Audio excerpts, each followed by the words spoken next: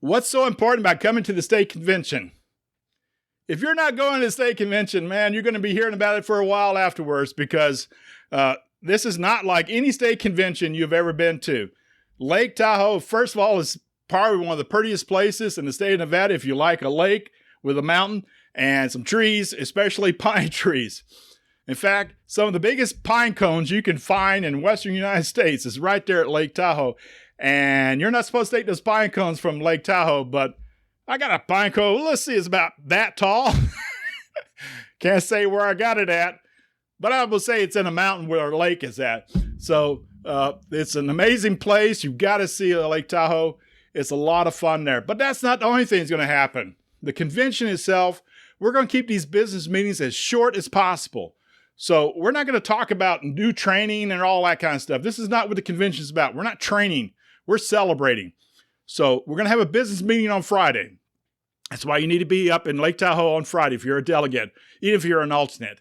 Or even if you're not either one, you're just a member of a council and you just want to go see what's going on at the state convention. Come up there, and then we have a business meeting. Open all members of the Knights of Columbus. If you're a third degree, you can go to the state convention. You go in.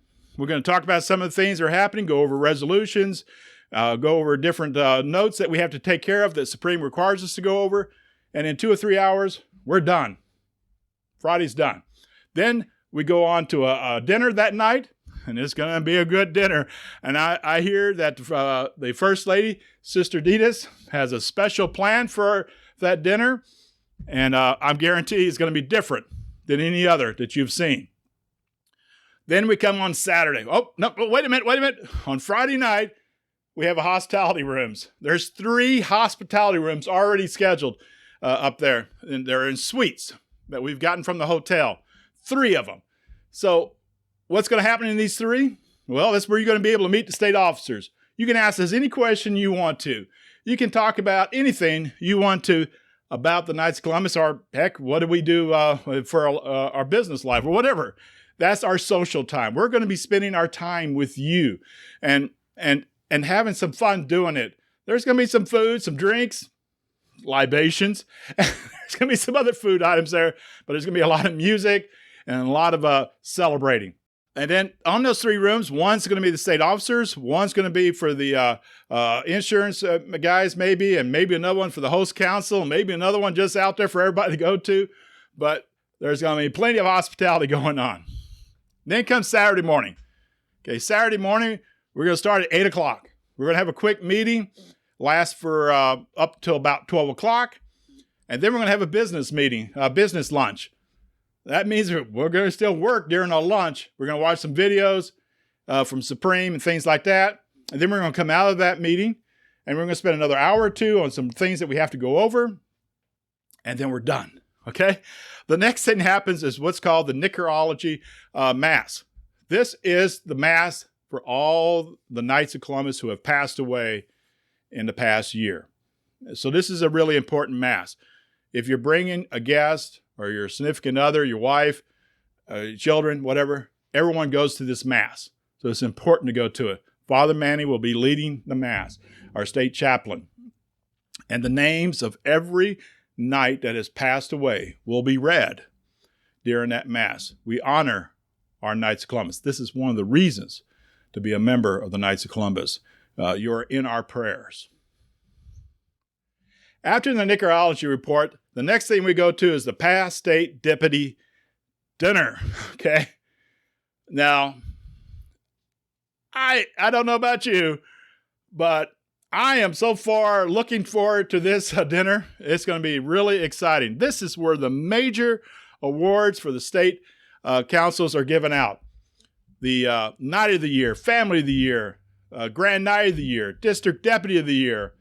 All 4 service program awards will be given out.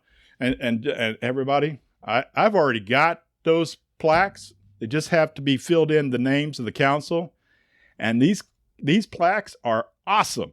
You're going to want to hang this plaque up on your council wall, because every time somebody comes into your council, their eyes are going to be pulled right to these plaques. They are incredibly well designed. They're 3-dimensional. When you see it, you'll know what I'm talking about. It is an amazing plaque, the 4 of them. You want these plaques. They will stand out on all the other plaques you got on your wall. So if you can get these, one of these 4 or more, you're going to really, really appreciate hanging this on your wall. And your council members will also appreciate the fact that your council, our council, has won this award for this fraternal year.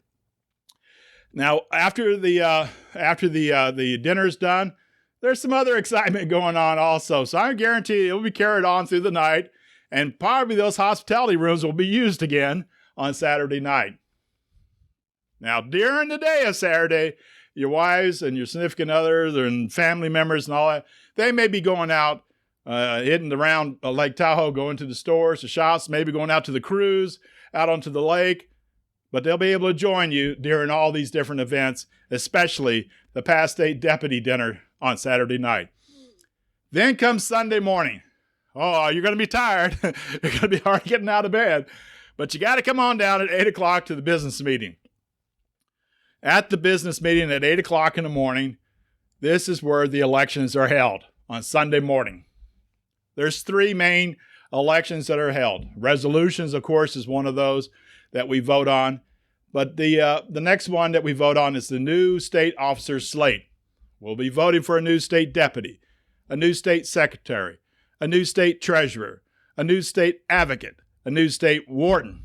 All posts are elected once again, as we do every year at this time.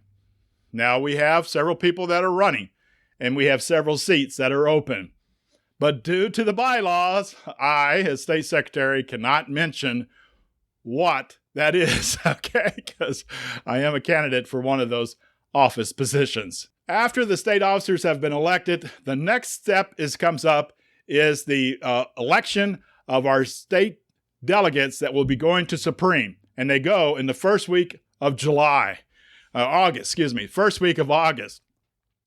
Now, there's 5 delegates that are elected, but 3 are automatically to go. That is your immediate past state deputy, your current state deputy, as in that for next year, the one that we elect just beforehand, and the new state secretary. Those 3 positions are automatically filled. Then we have 2 positions afterwards to be filled as delegates to go to the Supreme Convention. We highly encourage that the individual that goes should have some aspiration of going to the state officer position or being a state officer. This is not a gift position, but it can be if that's what the state council chooses to be. Anyone can be nominated, and anyone can be voted as a delegate to go to the Supreme Convention. So there's really no rule on who those 2 other individuals can be. The next, after we have voted for our 5 delegates, 3 being automatic, we then vote for our 5 alternates. Each position has an alternate, just like you did in your council to vote on your 2 delegates to come to the state convention. We do the same thing at the state level to go to the Supreme Convention. These are alternates in case one of the delegates cannot go to the Supreme Convention. And usually we take an alternate with us because the reason you never know what may happen while we're at the Supreme Convention.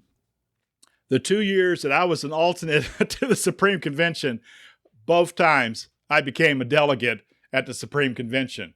After the 5 alternates are voted on and all final business is taken care of, the state secretary, me, and the state treasurer, being Maynard Furtado, will then distribute the convention checks. Yes, we wait to the last minute to give out the checks.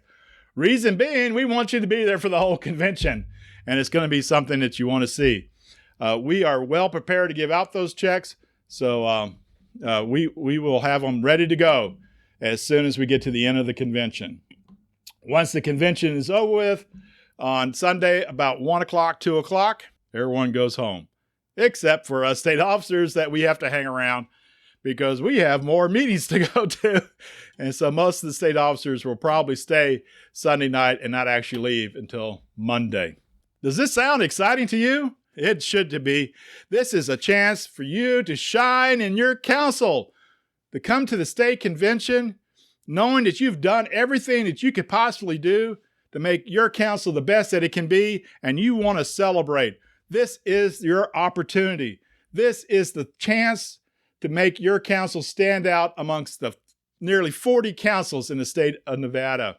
You can do that. You can make the change no matter where you're at right now in 3 weeks and come to the state convention, one of the top councils, if not in your district, but in the state. It's all up to you. And I know you can do it. You're a leader. You were selected by your councils. If you're a Grand Knight, I know you were voted and you came up to the ranks to get there. If you're a Deputy Grand Knight, the same for you. If you're a delegate, you were voted to become a delegate. Your council has chosen you to represent them. They really, really like you. And there means something there. Don't ever, ever give up. Always know what your goals are. Always push towards your goals. Never waver. Always follow the plan. And if the plan is not working, make some changes and get that plan back on track and meet your goals. Your goals being getting your quota and recruiting, getting those 16 programs in the 4 different categories, and also to get your insurance taken care of, those fraternal benefit nights that we'll be talking more about, and also to make sure that you have your safe environment taken care of, and all those little forms you got to submit to Supreme. And one of those forms is SB7 form. That's right. So make sure you get everything taken care of, and we're going to see you at the state convention in Lake Tahoe, Nevada. I'm looking so forward to it, and I hope you are too, guys, because it's going to be a lot of fun. See you in 3 weeks.